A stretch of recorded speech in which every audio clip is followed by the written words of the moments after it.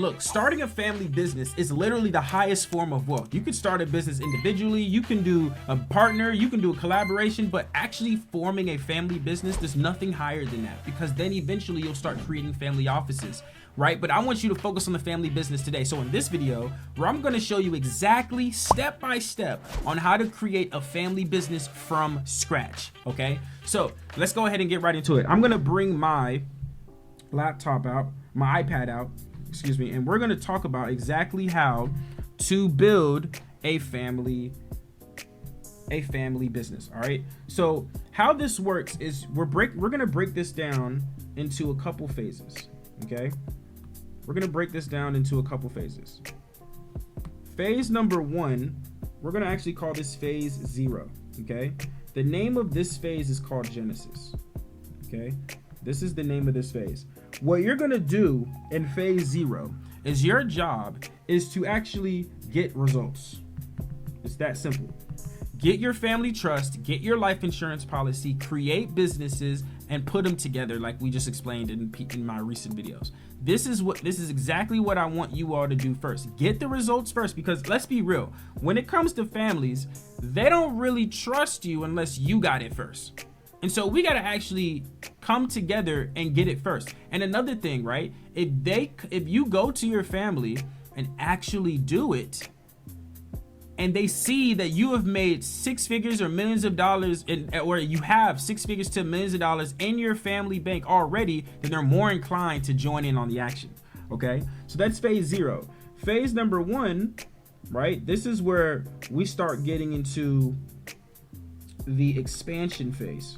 Okay, so the expansion phase is where you actually start inviting your other family members on a call, right? And this is where you start doing a webinar or a presentation with them to actually show them everything they need to know on your family bank and your family business, right? So this is literally the next step, right? The next step after that is the education. So let's say this is phase 2. Let's say that you did the webinar and you have people that are interested, right? What tends to happen is you're not going to just accept everyone to be in your family business. That's just not going to be the case, right? So what you're going to do is you're going to create an election or a nomination period or an assessment, right? You got to qualify these people before they just become in your family bank. Because if you accept everybody into your family bank, then you will have a trash family bank. You'll end up like the Vanderbilts, and then everybody's not in alignment. You only want people that are in alignment with what you are doing.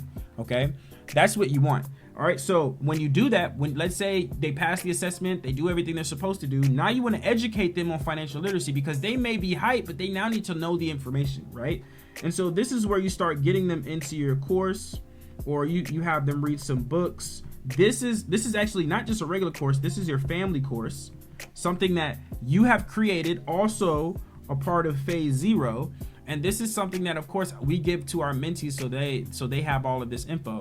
You want to create your own family course so that they just come in and just learn everything, right? They learn every single thing that you know, okay? And then we got, of course, 3, 4, and 5. 3, this is where we start getting into the activation phase. Okay, so after they know everything, now we need to start incorporating them into the business, right? We need to start incorporating them into the business. They may have a specific skill set that we need for the business, or if they don't want to be in the business, they just need to have access. Because sometimes people aren't interested in business, but they're interested in the access to the family bank, right? So they may want to start their own thing. They may want to go to school. They may want to be a doctor, but because they went through phase 0, 1, and 2, or 1 and 2 in this matter, or yes, 0, 1, and 2, because they got to get the results themselves as included, then now they have access to the family bank whenever they need it. Right? And so that's super cool. They can borrow against it. They can do anything with the family trust, right? And so number 4, phase 4 is where we start talking about unification. Okay? Unification is where we start talking about the family office. Okay? This is the highest form of wealth. This is where the ultra wealthy come in. Okay? Now, we don't have hundreds of millions of dollars or even billions of dollars to be able to run a full-fledged family office, but we could create a miniature version of that. leveraging technology and relationships. So the way that we do that is we either can contract people, or we can leverage an AI software or any other software or technology out there to create that similar effect as a family office, right? And this is a family office is practically simple. This is where you start getting into, you know, family governance. This is where you start getting into philanthropy and maybe having your own foundation, in a sense, your own private family foundation, which there is a difference between a foundation and a nonprofit.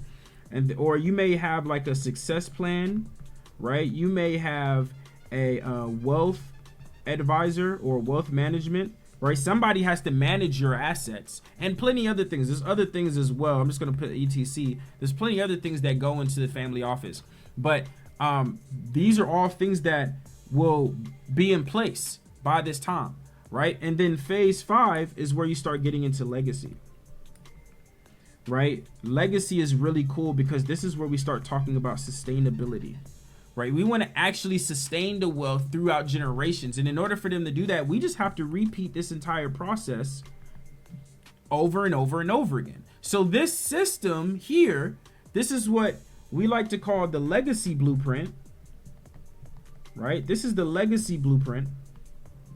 We want to make sure that everyone knows this exact system, okay? So you want to make sure that everybody is involved. Everyone knows this. Everyone goes through it. They can't even move forward without going through all 6 of these phases, right? So I want to make sure that you all have understand that this is how to actually build the blueprint overall when it comes to building a family business. It's literally this simple to create a family business that can thrive. And this is exactly what we did. I'm only showing you what we did for our family in order to get our family members involved. I believe right now we have about 10 or 15 people a part of our family business structure currently right now. So I want to make sure that you all have the exact same thing, and you want to govern those people so they can actually know how to actually talk about wealth the right way. You should be talking about the language of money. And if you haven't watched my language of money video, my live, go ahead and go to the live section. We will discuss about how to speak in the language of money, okay, in the language of finance. So I appreciate you. If you want to learn more information about the legacy blueprint, I'm hosting and have a free training below. It's absolutely free. It costs you nothing to get in. It's a free training.